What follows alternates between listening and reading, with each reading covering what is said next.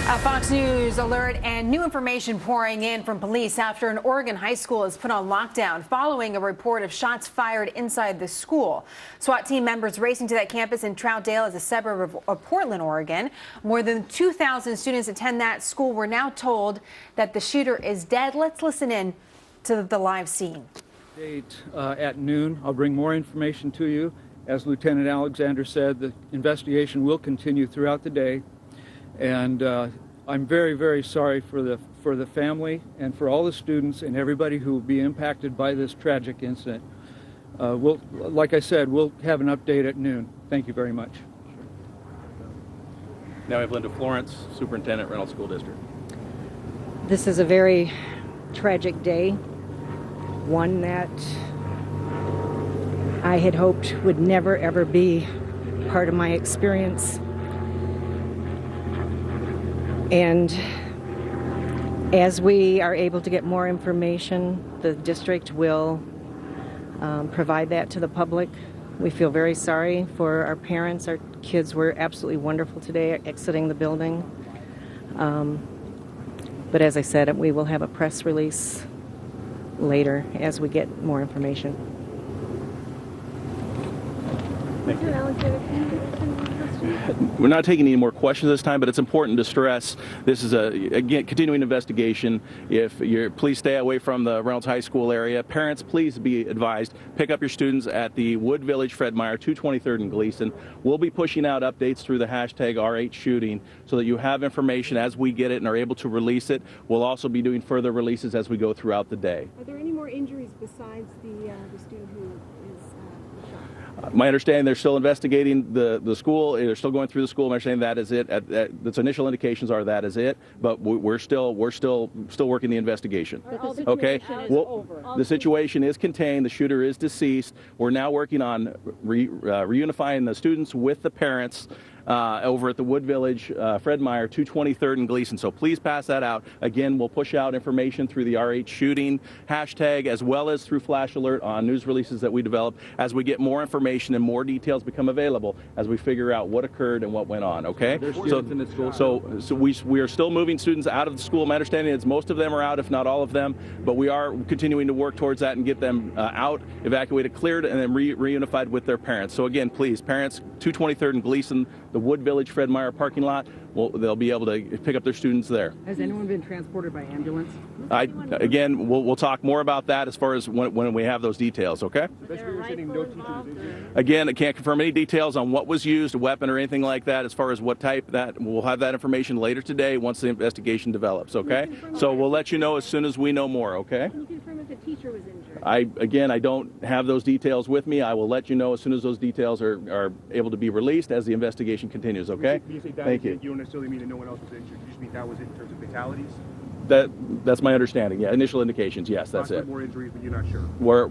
They're still looking. They're still looking through the school and getting the rest of them out. My understanding is that is the initial indications that this is all we have. The situation is contained. The shooter is deceased, and now we are working on reuniting students with their parents. Again, 223rd and Gleason at the Wood Village Fred Meyer parking lot. Okay. With the shooter. Okay. I'll be back. All right. If you're just joining us, that's the live scene in Troutdale, Oregon. It's a suburb of Portland. And just a few hours ago, we got the word that there was an active shooter at the high school there, Reynolds High School. The mayor told Fox News of the town, the mayor of Troutdale there, said that this is one of the biggest schools in the state of Oregon. It was during final times, the final days of school, the finals exams were taking place, and we were waiting on information to find out exactly what happened inside the school with that active shooter. If there's one thing we know from covering these breaking news situations of active shooters inside a school, oftentimes the first reports are wrong, and obviously we have a lot more questions.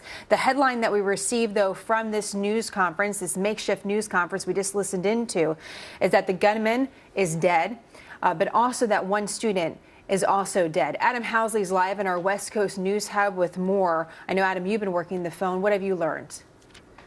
Yeah, Jen, in fact, I just got that confirmation as well as we heard that impromptu news conference from the public information officer in Troutdale telling me that there was one student that was shot by the gunman. Apparently, according to the PAO, the gunman went into the school at Reynolds High School this morning just after 8 a.m., shot a student eventually was killed as well. We're not sure if he shot himself. That's something that has not yet been clarified by the police there. There's also been some reports that a teacher may have been injured in this. Again, details still being worked out. But let me give you some numbers now of what's going on at this high school. Normally there are 2,800 kids at Troutdale High School, at Reynolds High School in Troutdale, Oregon. Normally 2,800 kids. Tomorrow was scheduled to be the last day of school with graduation the following day.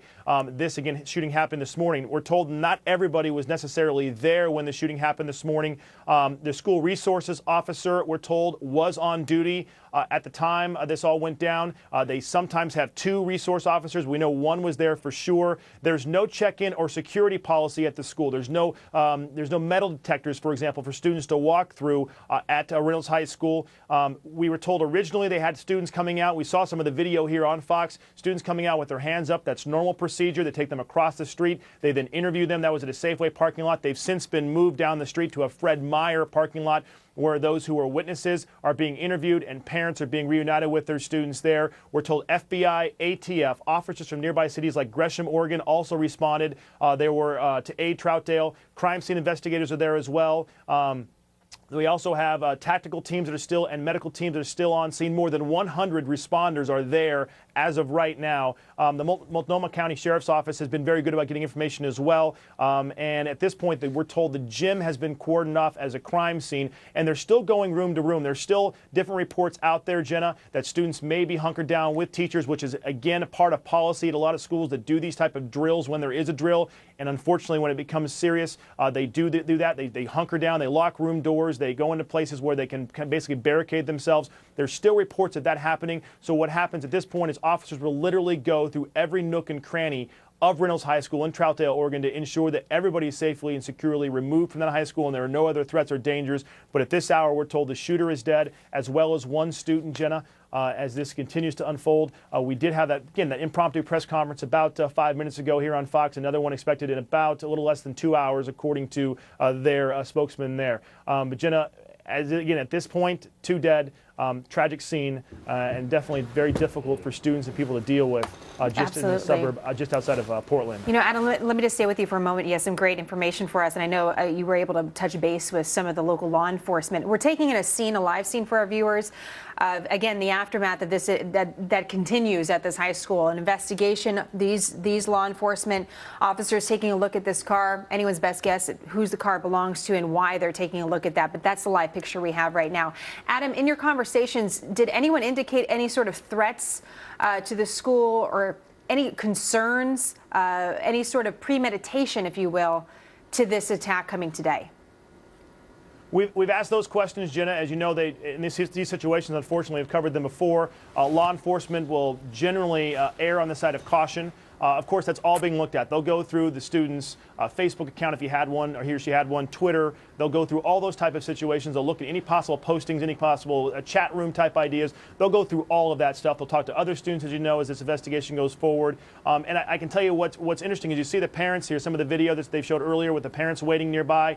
You're seeing them go through cars. I mean, this is a very tedious process at this point. They've secured the scene, we've been told, and now they'll literally go room to room, door to door, checking closets, everything to ensure that school has been entirely cleared. Once that's been done, of course, the investigation will go forward with, how many shots were fired, was anybody else hit? I mean, of course, we've heard a number of different things, and we also heard, a number of different reports very early on. That's normal when you have this type of situation. But I guess if there's a positive thing on this, it could potentially have been a lot worse. And I was told by law enforcement they got there on scene literally within a minute or two. The first officers responded, and you had nearby Gresham, Oregon, that responded, and a number of other communities. The mayor even of Troutdale said at one point he believed there were 9 or 10 different agencies that had responded to help out them with this situation at Reynolds High School. Jenna. Well, as you point out, Adam, it's an emotional story always, especially when you hear of a child being injured or killed. And oftentimes the information doesn't come quite as fast as we would all like, but a lot of good work being done on the ground there. Adam, back to you, of course, as news develops. Adam Housley is going to continue to work the phones and get us some fresh information. I believe we have retired New York City Detective Pat Brosnan on the phone. Do we, guys? We do. Okay, Pat is joining us. Pat, according to a police source, and this is according to, again, a report from the ground from our local reporter, the shooter, and again, initial report and unconfirmed, but according to a police source and our local media on the ground. The shooter was dressed in all black, was carrying an AR-15, had a vest and helmet, and was apparently cornered in the bathroom by police officers. Time will only tell if that will be confirmed, Pat, but where do you even begin in this sort of investigation and figuring out where to start? Well, the very first part of the investigation, Jenna, only because there's too many variables in this case, in this shooting, it's so very fluid. Right now, there's uncorroborated reports that there's actually two other shooters, possibly. One was at a church. I saw some earlier reports with a weapon. None of this, as you say, in the fog of an early investigation is determined.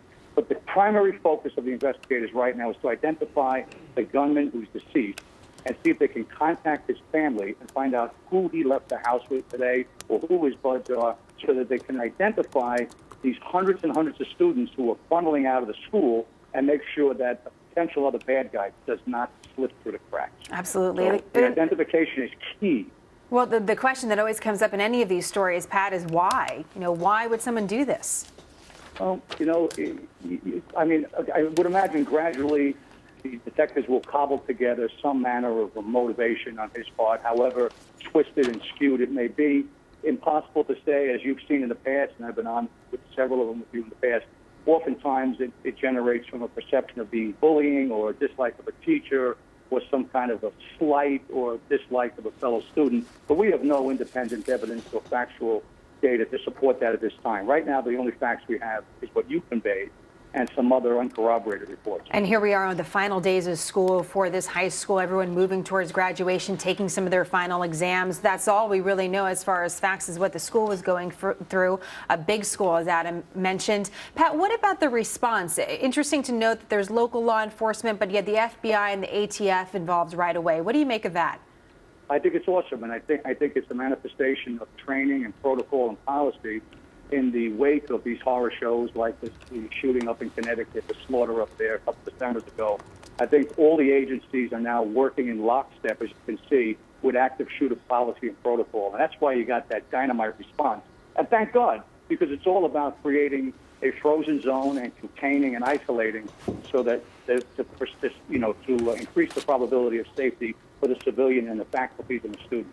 Pat, always great to have your expertise. Thank you very much on this breaking news story. Still, Eric, one family getting the news that they never want to get about one of their children being killed, and of course the shooter as well. We can't confirm at this time that the shooter was a student at the school. That's been inferred.